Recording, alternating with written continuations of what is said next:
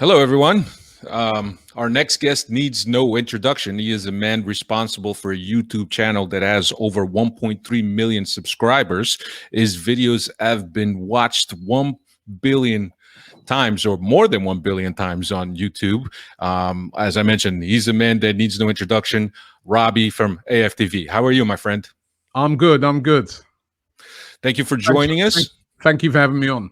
Yeah, so we brought on Robbie because obviously we're in the eve of the Arsenal fixture with Benfica for the Europa League. So we felt what better man to bring in than Robbie, right? And Robbie, before we start, I gotta say, I'm an indirect fan of AFTV, and when I say indirect is because I'm not a supporter of Arsenal, but certainly the work that you guys have created, this platform that you guys have created in a time where clubs and players are so safeguarded or so blocked from the media and given access to fans, that when you have a platform like yours created by fans that hears the opinion of fans and also puts out, clear passion and truthfulness on what you feel about the club, is something that we draw some inspiration for as a Benfica podcast. So thank you for that. And certainly you guys are doing a great service. And as your numbers show on YouTube and all your other platforms,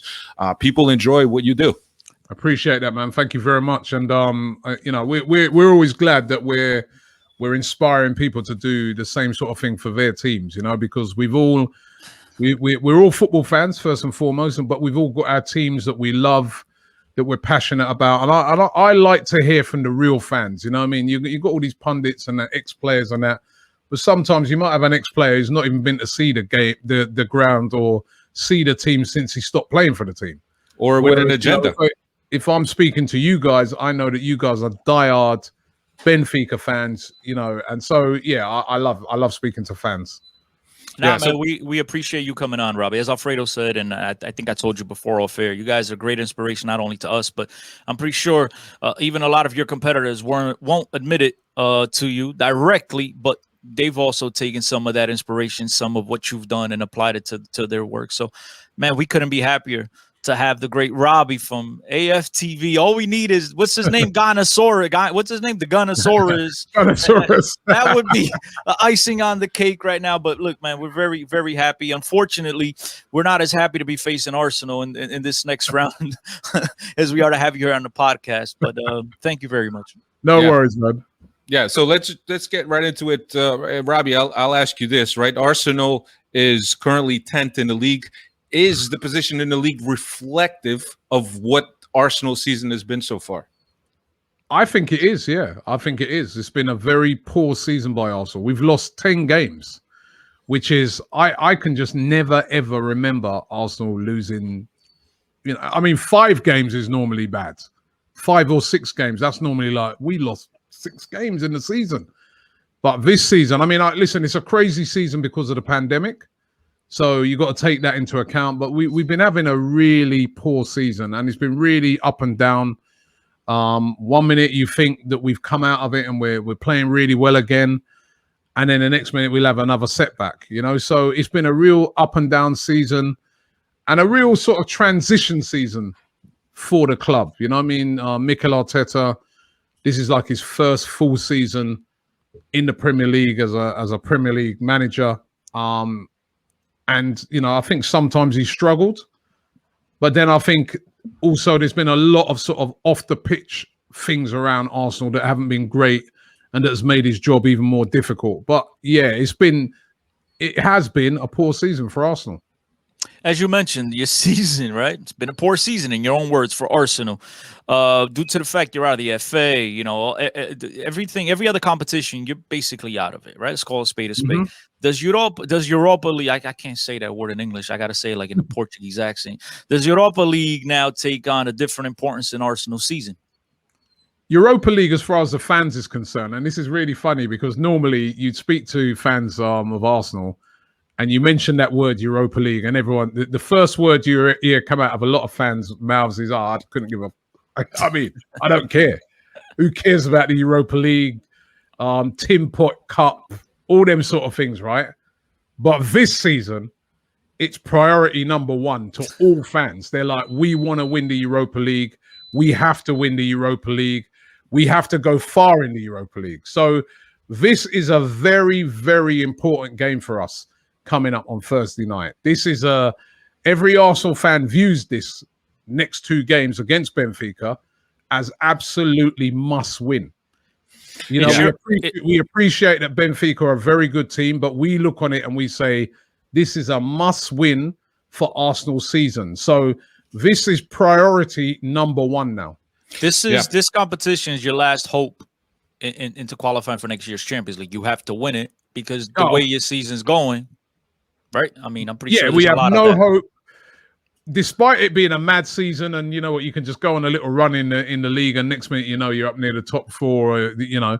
But despite that, you know, I feel it's our only hope. Even if you look at the next set of games Arsenal have got coming up in between these games against Benfica, we play Manchester City next weekend. Nobody thinks we're going to get anything out of that. And then we go to Leicester away. Leicester are second in the league at the moment, and they've been playing really, really well. And we've got a poor record going away there, and they beat us earlier in the season as well. So, you know, no one's holding out any hope for the league. It's all on the Europa League. That is our only hope of Europe next season. In Champions League next season, is to win the Europa League. And and so it's priority number one right now. Yeah, considering all the big caliber teams that are in the Europa League this year, when Arsenal drew Benfica, what was that overall feel as a fan? Did you feel that, well, this is a team that we could probably beat despite the season that we're having? What was that feeling? No, I think every fan, when we drew Benfica, it was like, oh gosh, you know what I mean? Because particularly at that time we weren't playing well, and plus as well, we just wanted like a favourable draw. We wanted like you want a nice easy draw. Now, you know what I mean? But then I looked on it, I was like, bloody hell, why did we get Benfica? You know what I mean? You look at what some of the other English teams got, they got favourable, easier draws, you know? So we appreciate that Benfica are a very good side, you know what I mean? Top side in Portugal, bags and bags of European pedigree, you know? And so, no, when the draw came out, we were very fearful of that because we know that we're up against a top quality side. So the rumor going on throughout the streets in Lisbon, right? And you obviously, you pretty much just put it to bed, was that Robbie from AFTV went streaking down the streets of London when this draw came out. So there's absolutely no truth behind that. There's absolutely, I wouldn't do that anyway, but there's absolutely, I might do that if someone turned around tomorrow and said coronavirus is finished completely, then I'll do that. Put on the Borat Speedo. But no, listen, when the draw came out and I saw it was Benfica, I was like, oh no, I'm fearful of this draw because, you know, we're not up against, you know, your manager is a manager of a lot of pedigree. You know, Benfica is a big name. And for me, no. I mean, when that came out, I was like, no.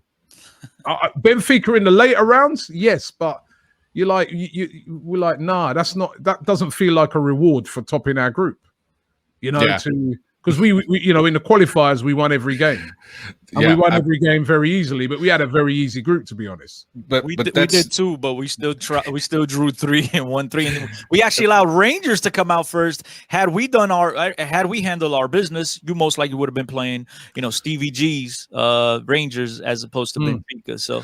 Yeah, and Benfica got the reward they deserved for finishing second in that group, where they should have cleared it. So, Robbie, let me ask you this: the past matches between Benfica and Arsenal, albeit friendlies, Arsenal has scored a total of 5 goals against Benfica.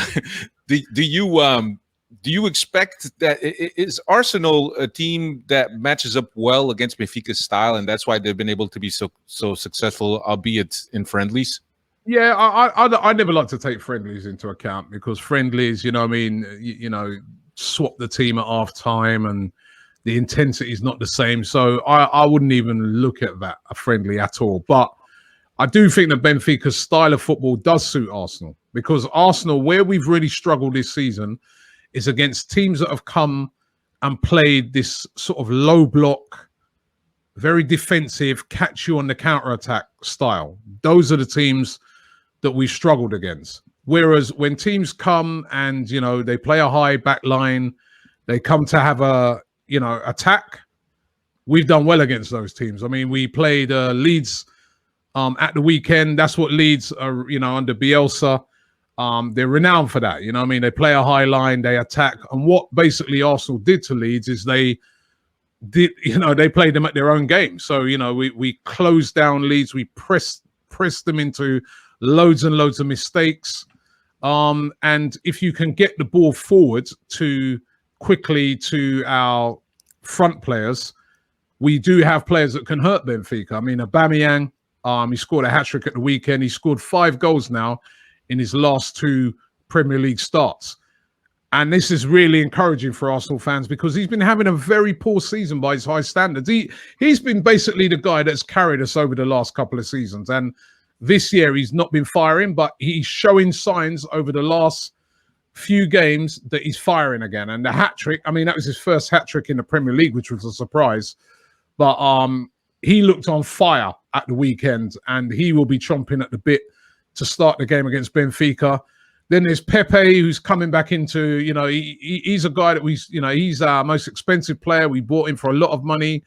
He's really underperformed since we bought him in, but he's one of these guys that on his given day, he's unplayable. And he, over the last few games, we shifted him over onto the left-hand side instead of playing him on the right, and he's been brilliant. I'd say he's been the go-to player. But the player that I feel that, is one of the most important players in Arsenal's team right now, and maybe a lot of Benfica fans might not even know him that well, but he is the real danger player, and that is Bukayo Saka, who's like a kid. He's 19. He's come through Arsenal's academy. He has been absolutely brilliant this season and last season. I consider him as possibly one of the best young players in Europe. If he's definitely, it's probably between him and Phil Foden of City as the best young player in the Premier League right now. He is brilliant. He's been carrying Arsenal this season. He's quick, he's strong, he's tricky, he can score. He creates a lot of assists. That's the player I really think. If I was like a coach at Benfica, that in particular would be the player I'll be saying someone's got to look after him, because he's the player. He's been the go-to player this season. He's the player that can create the damage. And he's only a young guy, but he's been superb. Benfica had themselves a very similar player, young player, spectacular, unplayable, arguably the best player on the team. But then we sold him to Atletico Madrid, so that's the difference between both of our clubs. But he was a great player. Well, Felix, yeah. Now that being said, Robbie, what can we expect? What can we expect from this fixture, man? I know we touched up on some of the key figures, but do you think, due to the fact Benfica have been struggling of late, you think you guys are going to attack Benfica, or just going to sit back and wait to see what happens? Because obviously in a lot of these games, when teams don't know each other really well, the first 10, 15 minutes is just really, touchy, feel out. Do you think Arsenal is going to attack Benfica and try to take advantage of their slow-footed back line right from the start, or do you think they'll be patient? I do think it will be a patient game. Sometimes Mikel Arteta's style looks like it suits competitions very well, and he won Arsenal the FA Cup last season against all odds, because we was also having a poor season last season. That's what I said. Arsenal going for a lot of transition at the moment, and we had Manchester City in the semi-final. Everyone was like, what's even point in even turning up? We done a number on them and we beat them, and then in the final we beat Chelsea, and we won both games convincingly as well. I feel that he's a guy that he has a tactic that he will have for Benfica. So I don't think it'll be all out attack. I think it will be built on defense. Our defense has been good this season. It's going to come down, I feel, with Arsenal to team selection. We've got a few injuries to some very important players. Kieran Tierney at left back has been brilliant this season when he's played, but the problem with Kieran Tierney is that he's always injured. And he didn't play at the weekend. Now, there's a lot of talk that he's been kind of left back. He's been left out of the team. He might have been ready, but he was left out because they want him to be fit for the Benfica game. In the midfield is going to be interesting. Emile Smith-Rowe has sort of been playing in that number 10 position. He's another youngster who's come from the academy. kind of led to a lot of the turnaround in Arsenal season because we lacked that player who could play in between the lines. And he's come in and he's been that player. And again, very similar to Saka, energetic, young. He's been brilliant as well. But who's going to partner Granit Xhaka in midfield? That's going to be the interesting one. Thomas Partey's injured at the moment. So that's a big blow for Arsenal because he's a top quality player. And when he's played this season, he's looked really, really good. But again, injury prone. It never got injured at Atletico Madrid. Comes to Arsenal every week. He's limping off. But Dani Ceballos came in at the weekend in that position and looked very, very good. So maybe Ceballos might come. I think Ceballos will come back in again in that position. So I think the team selection is going to be interesting. We've got Odegaard now. Does Odegaard start from the beginning? Do we start with Lacazette as well? Or do we keep Lacazette on the bench as a player that can come in? The team selection is going to be very interesting. But I think with Mikel Arteta, he's a very tactical manager. So I don't think he's going to go out and be all gung-ho about this game. It's going to be, I think, like what you said, sort of feel out and see what Benfica are about.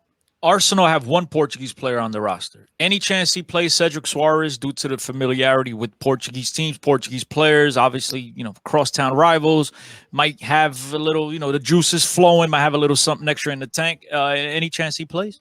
Well, I like Cedric, and the thing is, where he's been a bit unfortunate is that obviously he's a right back and he's having to play at left back at the moment to cover for Kieran Tierney. So if Kieran Tierney's out, Cedric will definitely play. If Kieran Tierney's back, I'm not sure because he'd probably go with Hector Bellerin, who scored a goal at the weekend. Honestly, I'd pick Cedric over Hector Bellerin because I think he's a better right back. He gets something down the pitch better. He's got a very good delivery. And I think as well, the factor that you said there, the fact that he's Portuguese, the fact that, he'd love to play against Benfica. So I'd love to see him in there. As I said, if Tierney's out at left back, he'll definitely play because he's been covering in that position. Or you could do what our coach, JJ, right? The guy with the great pedigree likes to do. You could put David Luiz at left back, as he's done for Benfica in the past. No. That's another guy that would love to play against Benfica. No, David Luiz, listen, it's going to be interesting, actually, again. Does David Luiz start? I mean, I'd start him. But, or does he go with Rob Holding? He might go Rob Holding, David Luiz. He might go David Luiz and Gabriel. I mean, I want Gabriel to play because Gabriel Magalhaes, who we bought him from Lille in the summer, has been brilliant in defence. He was out for a little period of time with COVID. I know you've had COVID problems at Benfica. He came back and then he struggled to get back in the team. And then there's another player actually who your coach will know, and that's Pablo Mari. Because your coach was wasn't he managing over in Brazil, wasn't he? Yep. Yeah, and he managed Flamengo. Yeah, Flamengo, and he managed Pablo Mari there. And Pablo Mari was a very important player for him over there. And Pablo Mari's done really, really well, but again, he was out injured. And the defense has been, the centre halves have been playing pretty well. So if you're centre half and you're out injured, it's hard to get back in the team. So I think Mari will probably be on the bench, but it's going to be really interesting to see what the team selection is. And a lot of that depends on the fitness of Tierney. If Tierney's fit, he comes back in for me because he is a very, very good player. Yeah, the fact that that this fixtures is being played over two legs perhaps allows for a different approach to each of the fixtures. But Robbie, here's where I'll ask you, and understanding that now, obviously with the latest developments, that both of these fixtures are going to be played in neutral ground. I know the first one is going to be played in Rome. The second one, I believe, is going to be played in Greece, if I'm not mistaken. But here's the thing: considering the congestion of fixtures that we've had, and does it make sense to only have one leg affair, being that it's going to be played in neutral ground anyway, or does UEFA get greedy because of that money? Money. It's all about the money, man, because let's be real, it makes sense to just play one-legged games, right? Because of the whole problems with COVID, it makes sense to just play one game. and then progress to the next round. But then they lose out on the TV revenue. And I can sympathize with them a bit because, you know, they've got TV deals that they're down on the table, and these deals have been made years ago. And, you know, they've promised TV companies 2 games.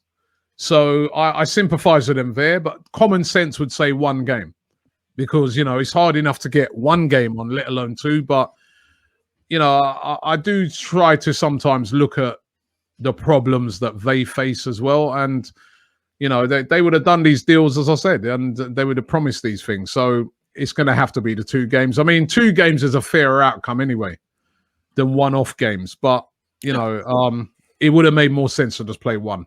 All right, Robbie, as Alfredo mentioned before, the last 2 encounters, obviously, albeit Emirates Cup, you know, preseason friendlies and stuff. Arsenal have beaten Benfica 5-1 and 5-2 in back-to-back games. The great Gunners legend Yaya Sanogo scoring 4 of those goals in 1 game, which I still have nightmares about that till this day. Do you expect the result to be similar? Let's hear your prediction for this matchup. And hopefully we'll talk to you after the first leg, but for now, at least the first leg. Yeah, absolutely no chance. It's going to be a 5-1. I mean, if it's 5-1, you may see me running down the streets of Benfica, of Lisbon, you know. But absolutely, is it not going to be that? It will be, I think it'll be a tight game. I can see like a 2-1 to Arsenal, maybe a 1-0. I think it's going to be tight. You know, these games, you know, 5-1, I just can't see it. I mean, Benfica, their coach. I mean, listen, it's a tough game. It's a tough game. We didn't want a tough game like this so early on. It's a tough game, and if we're not on our best, we could get knocked out. And as I said, this is a really weird season and a really weird Arsenal.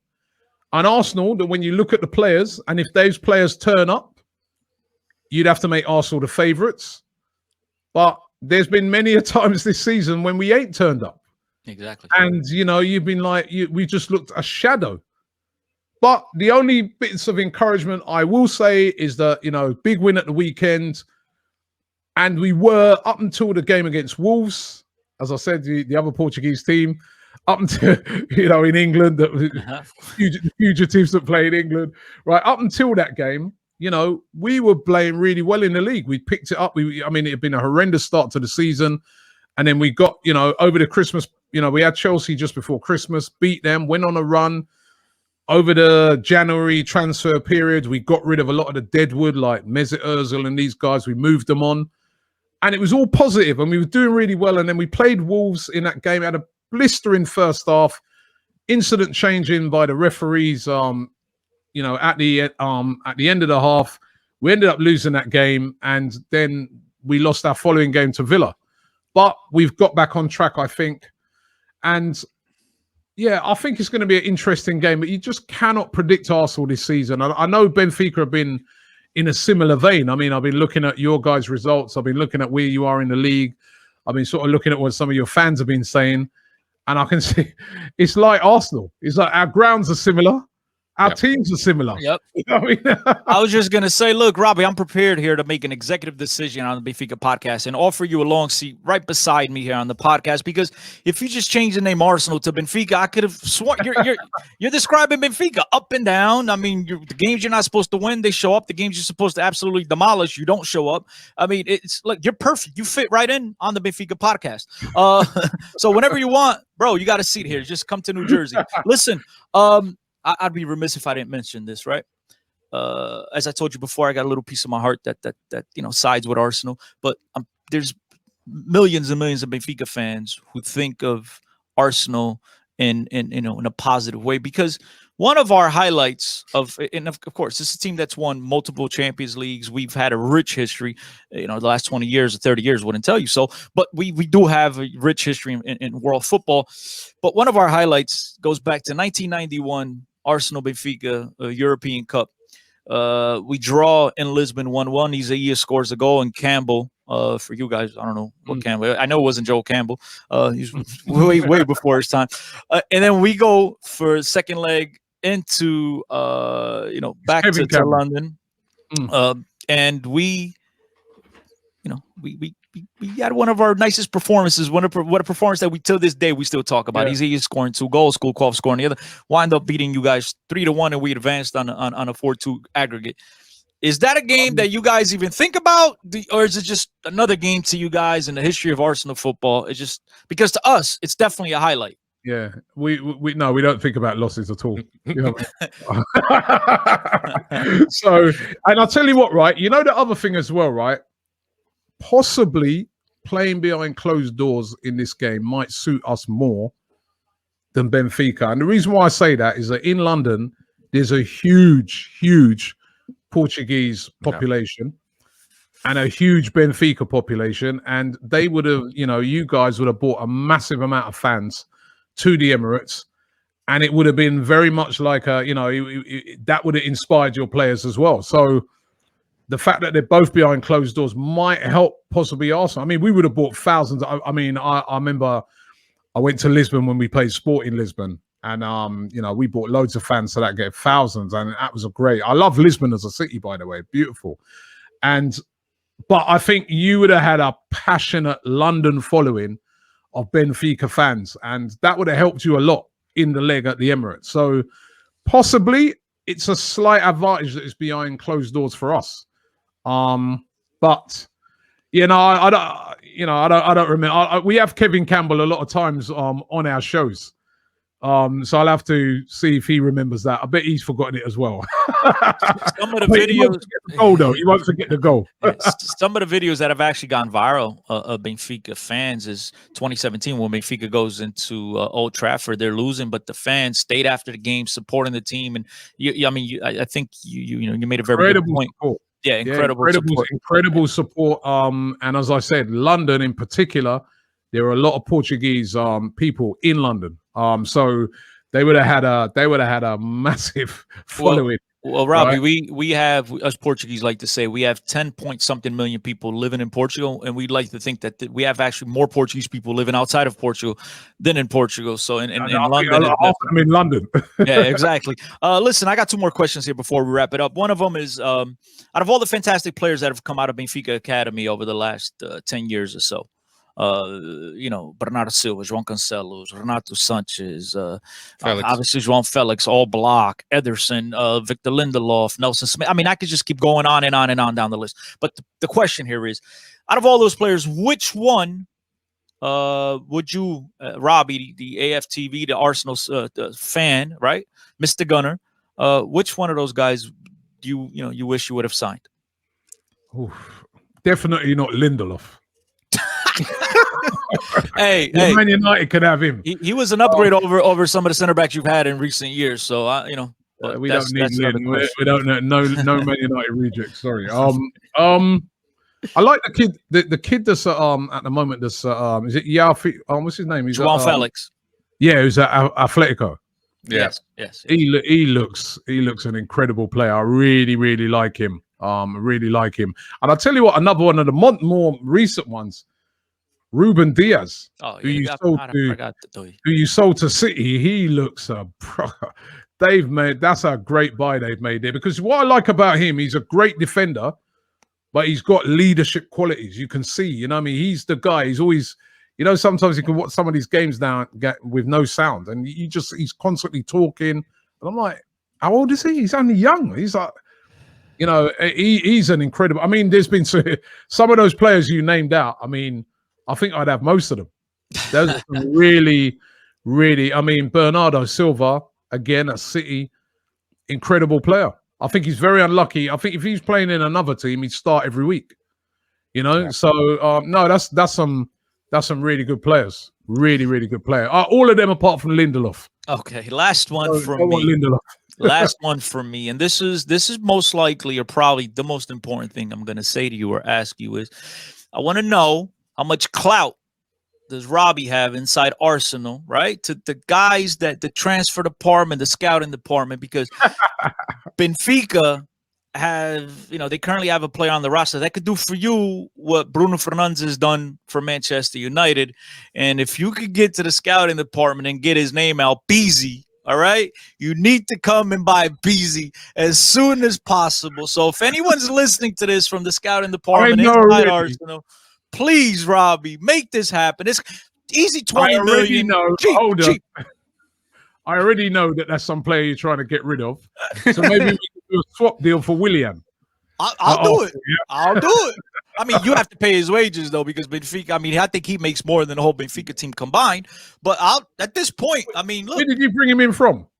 Oh, he's been here for quite a while. We brought him actually back from Atletico Madrid. He went out to Coruña when he was at Braga, Passo Ferreira, I believe, then Coruña, and then back to Braga, and then to Atletico. Then they loaned him out, yada yada. We got him, back like 5 seasons ago from Atletico Madrid. Benfica's always had this love affair, this little circle of romance with Atletico Madrid, where we send players. This goes back to like early 2000s when we sent Simão Sabrosa to Atletico Madrid for 2 players to be named later. There was a couple bucks, plus to this day we still don't know what 2 players were because they've never been presented. But all I know is that there's players in and out.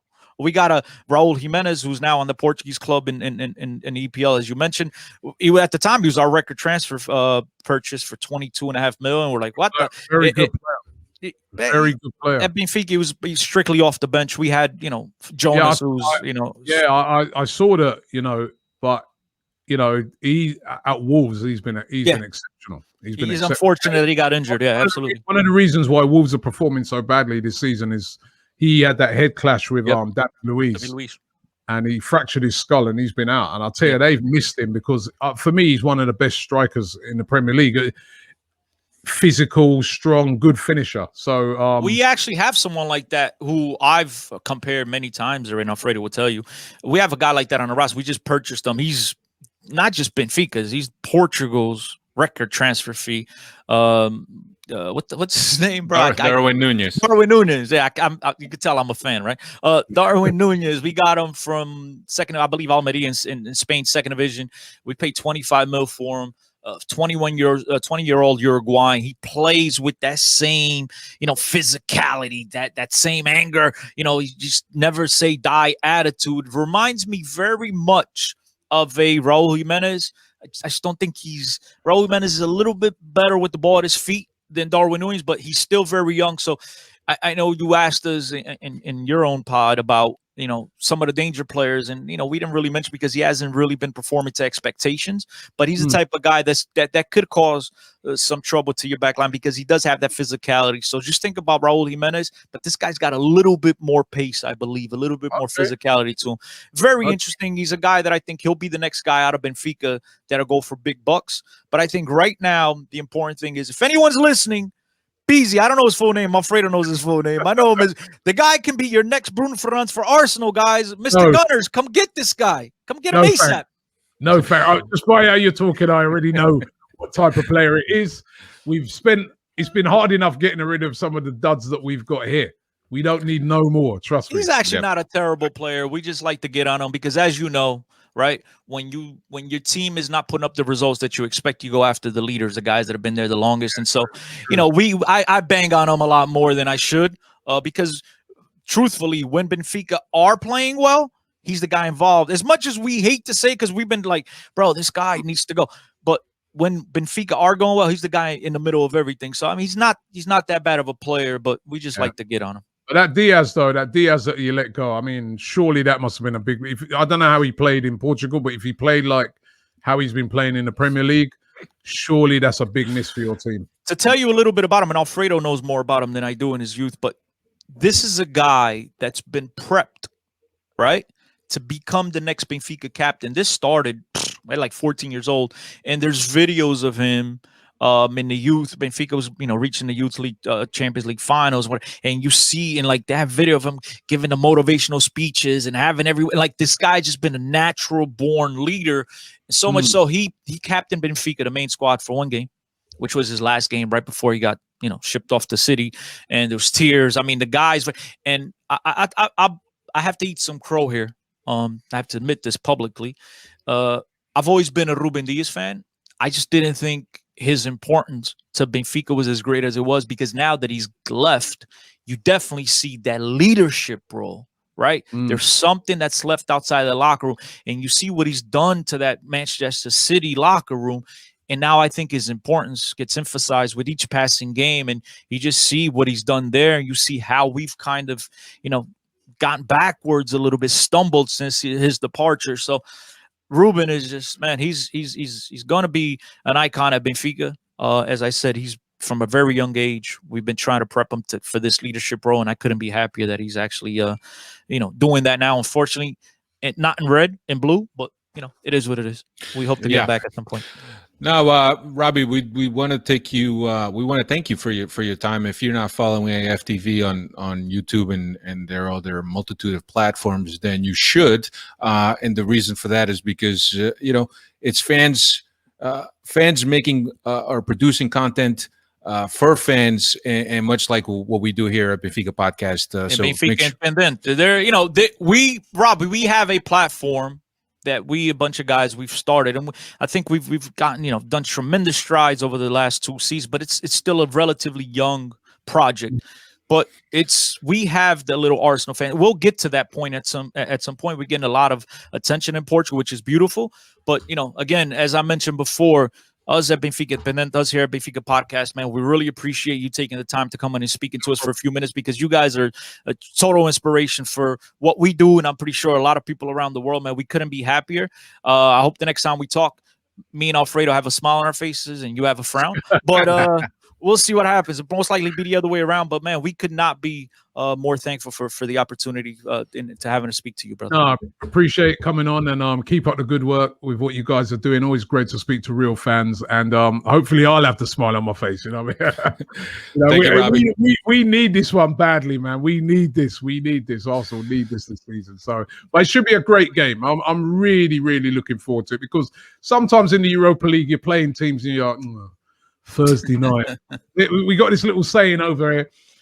There's a little saying over here amongst like the sort of big teams, and if you've got your friends and everybody will be bantering each other, and people will say, "Well, I don't want to be playing on a Thursday night." That's how people look down on the Europa League over here. But when you're playing a team like Benfica, you're like, no, actually, this is a big game. So I'm really looking forward to it. So should be fantastic. Robbie, that Thursday night joke carries over to Portugal. Trust me, we've used it plenty on Sporting Lisbon over the years. Like, you guys worry about playing on Thursdays. We'll worry about playing on Tuesdays. But now it's backfired. So the shoes on the other foot. Yep. Thanks again, Robbie, and have a good one. And obviously, may the best team win. Appreciate it.